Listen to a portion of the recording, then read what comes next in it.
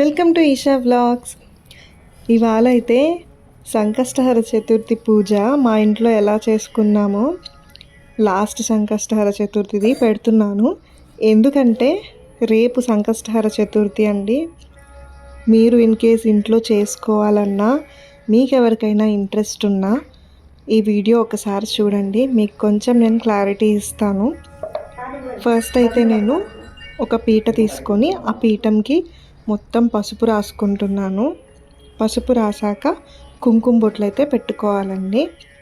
నేను పీఠం ముందు ముగ్గు కూడా వేస్తాను, అందుకని ముందు కూడా పసుపు పూసుకుంటున్నాను. నీట్గా మనము కుంకుమ బొట్లతో పీట నిండా పెట్టేసుకోవాలి. తర్వాత దాని మీద అయితే ఒక ఆకు వేస్తున్నాను. మీరు ఇక్కడ ఒక గుడ్డ అయినా పెట్టుకోవచ్చు. కొంచెం బియ్యం వేసి దేవుణ్ణి అయితే నిలుపుకుంటున్నాను. ఇది మా సంకష్టహర గణపతి అండి, అందుకని నేను సపరేట్గా ఒక ప్రింట్అవుట్ తీసుకొని చేస్తున్నాను. మీకు ఇన్ కేస్ ఇంట్లో నార్మల్ గణపతి విగ్రహం ఉన్నా కానీ మీరు చేసుకోవచ్చు, విగ్రహం కానీ పటం కానీ. సో నేను చిన్న గణపతి మూర్తి ఉంది కదా మా ఇంట్లో, నేను అది కూడా పెట్టేసుకుంటున్నాను. చక్కగా బియ్యపు పిండితో ముగ్గు అయితే పెట్టేసుకుంటున్నాను.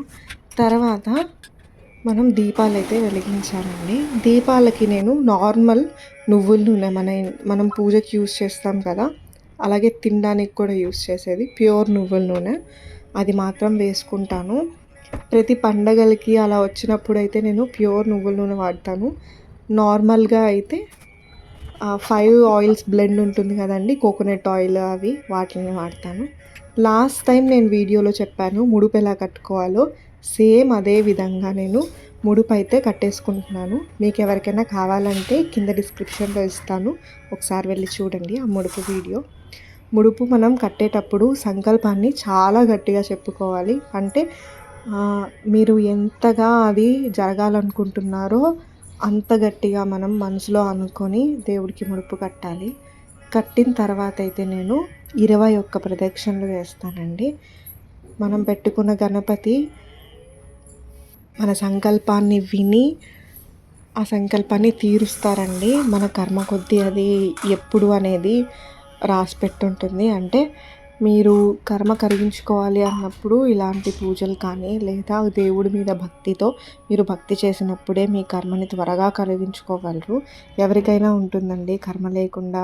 కర్మ సిద్ధాంతం అనేది తెలిసిందే కదా, మనం చేసిన పనులు, మనం చేసిన యాక్షన్స్, మనం చేసిన వాటి ద్వారానే మనకి ఏదైనా జరుగుతుంది. కాబట్టి దాన్ని ఎంత తగ్గించుకుంటే అంత మంచిది.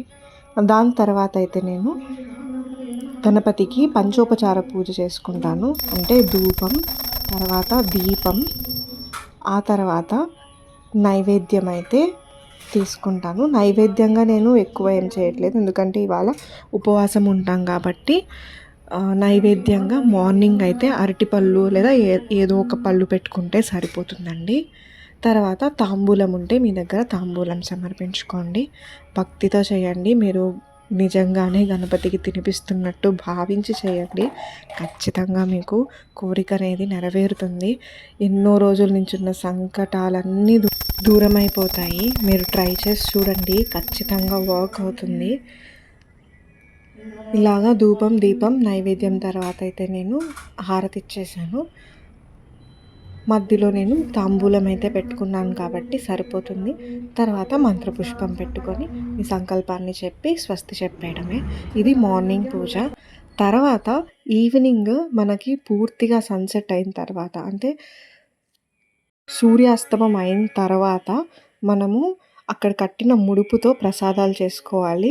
ఒకటి నేను బెల్లం పాయసం చేస్తాను, తర్వాత ఉండ్రాళ్ళు చేసుకుంటాను. మిగతావి మీ ఇష్టం, పళ్ళు ఏవైనా పెట్టుకోవచ్చు. దూర్వాయుగ్మ పూజ అవన్నీ ఉంటాయండి.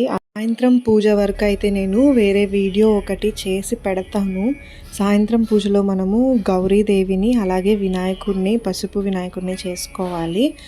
వినాయకుడికి దర్పంతో, అంటే మీ దగ్గర ఏకవింశతి పత్రం 21 పత్రాలు ఉంటే పత్ర పూజ చేయండి, లేదా మనము గరికతో అయినా చేసుకోవచ్చు. ఆ వీడియోని నేను ఇంకొక వీడియోగా చేసి చూపిస్తాను. కొంచెం హడావిడి అవుతుంది సాయంత్రం పూజ వరకు. కింద డిస్క్రిప్షన్లో కూడా ఉంటుంది, చూసి ఒకసారి ట్రై చేయండి. మీకెలా అనిపించింది ఈ వీడియో ఖచ్చితంగా కమెంట్ సెక్షన్‌లో చెప్పండి. Please subscribe to Eesha vlogs.